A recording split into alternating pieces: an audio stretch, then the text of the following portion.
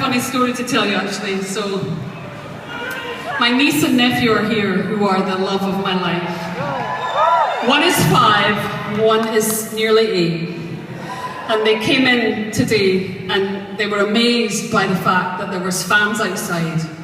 And they were like, wow, Auntie Shirley, there's people out there with pink hair and pink feather boas. And I was like, yeah, these are fans, that they come to the show, that's what they do. And one of them said to me, but some people hate Auntie Shirley. That's why you hang around with children, because they fucking get you sorted. I was like, that's true. There's lots of people who hate Auntie Shirley.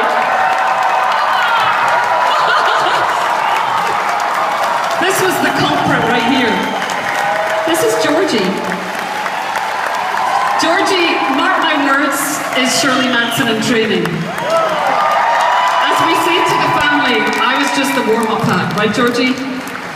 Yeah, now I know that you're dying to do this because I know you're fearless. I know you want to say something, right? Through the microphone.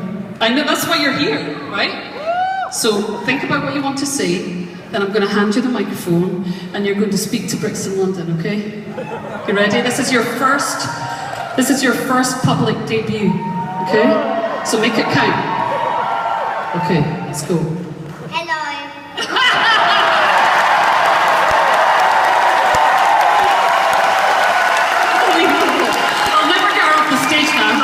Literally have to take her backstage because she'll just hang here. She's dying to push me off the stage and take over, but I'm not going to let her. I'm not ready to go just yet. Come on, Georgie, let's go back to Mummy. Give to 5. Like right this way, baby. Come on. Where's her brother? Her brother is actually, I suspect, also a rock star in the making, but hey, you know. I come from a showbiz family, I don't know what to tell you. We prep them. This has been a really incredible evening, and I know that you think I say that every night. I don't say that every night, I really don't. But it's so incredible to come here to London, and you know, I grew up in Edinburgh, Scotland, and London was always the epicentre of the music business for me, and so it always held this sort of, I don't know, it was always this sort of spectre of, I don't know, I can't even articulate it, but to be here in my home country and play this enormous venue, and it's so magical and crazy, and thank you so much for picking us out of all the bands in the world.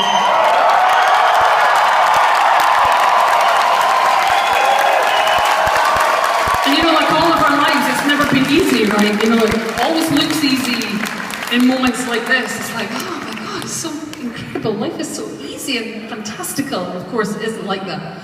And as a band we've been through, anybody who's followed our career has known that we have been through the mill. You know, we've had incredible times and then we've had dark times.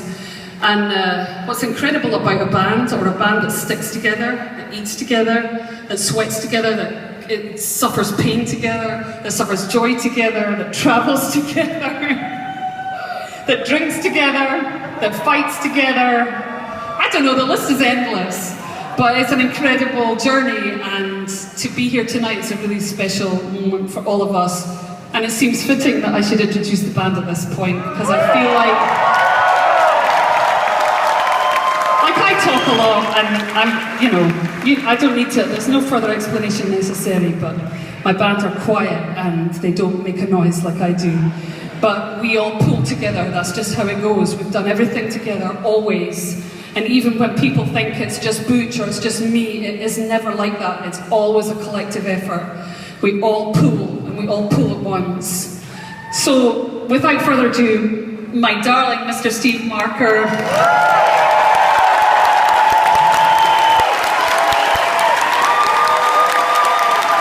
And we're incredibly lucky to have the incredible talent of Eric Avery, a legend unto his own, with us on this tour, who we love and adore, who keeps us all sane. He's like the group shrink.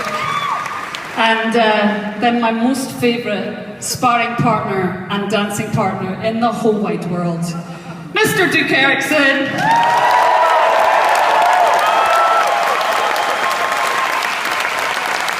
And then finally, of course, without further ado, Mr. Butchvig.